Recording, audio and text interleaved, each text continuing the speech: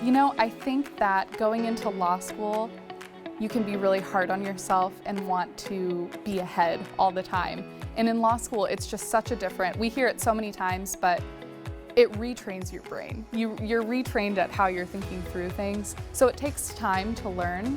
And going into law school, I liked having a to-do list. I'm very type A, and I wanted to have everything finished by the end of the day. And that's just, with law school, that's not doable. You're supposed to be learning as you go, and you do get a feeling at first of uncertainty and feeling a little behind, but you get more comfortable with that over time. So I would say, don't be so hard on yourself. Give yourself time to retrain your brain and realize the material you're learning is difficult material, but it's exciting, and you're really learning a new way of thinking.